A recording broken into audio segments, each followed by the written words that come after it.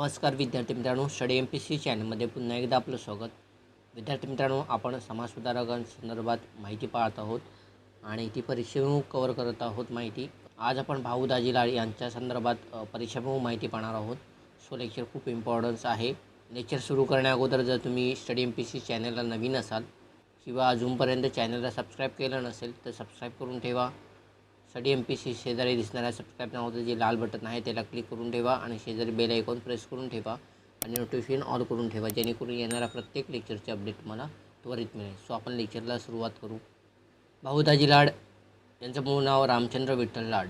त्यांना लाडाने घरामध्ये भाऊ म्हणत आणि त्यांच्या वडिलांचं नाव हे विठ्ठल होतं आणि त्यांनासुद्धा दाजी म्हणत घरामध्ये.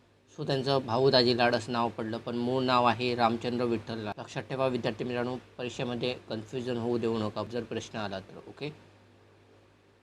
त्यांचा जन्म 7 सप्टेंबर 1824 आजोळी मांजरी या ठिकाणी यांचा जन्म झाला आणि त्यांचं मूळ गाव आहे गोवा राज्यातील पेडणे तालुक्यातील पारसे हे त्यांचं मूळ गाव आहे. ओके.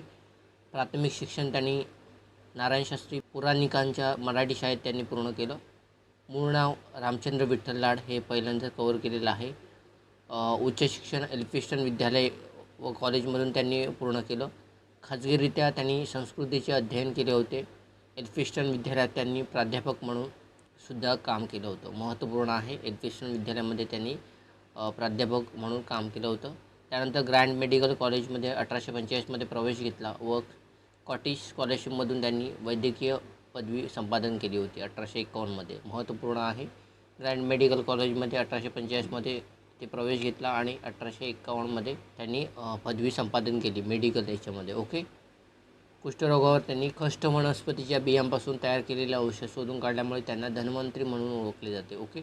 महत्त्वपूर्ण आहे, कुष्ठरोगावर कोणत्या वनस्पतीच्या बियांपासून त्यांनी औषध निर्माण केलं म्हणून त्यांना धन्वंतरी असे म्हटलं जातं, तर खस्ट वनस्पती. ओके. लक्षात ठेवा, यावरती प्रश्न विचारला जाऊ शकतो. ओके.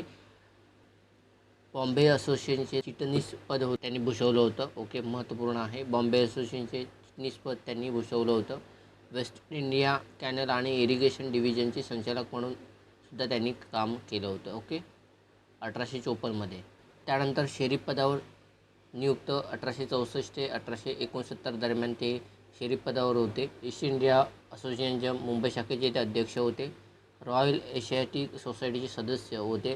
त्यानंतर पुढे उपाध्यक्षसुद्धा या सोसायटीचे होते. Okay. Student literacy and scientific सोसायटीचे पहिले भारतीय अध्यक्ष म्हणून भाऊ दाजी लाड होते. ओके.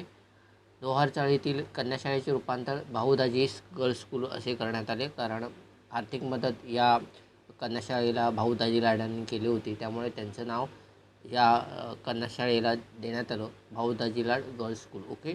मुंबई विद्यापीठ, बॉम्बे असोसिएशन, राणीची बाग, Albert museum, native general library, petit institute इत्यादी संस्थेच्या स्थापनेत ते सहभागी होते. महत्त्वपूर्ण आहे, लक्षात ठेवा.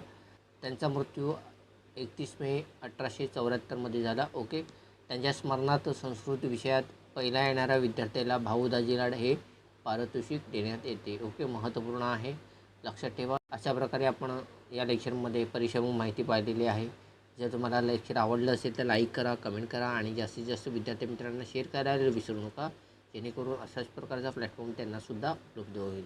येणाऱ्या पुढील लेक्चरचे अपडेट मिळवण्यासाठी अजूनपर्यंत चॅनलला सबस्क्राईब केलं नसेल तर चॅनल सबस्क्राईब करून ठेवा, जेणेकरून येणाऱ्या प्रत्येक लेक्चरचे अपडेट तुम्हाला त्वरित मिळेल. तुर्तास आपण इथंच थांबू, भेटू पुन्हा पुढील लेक्चरमध्ये.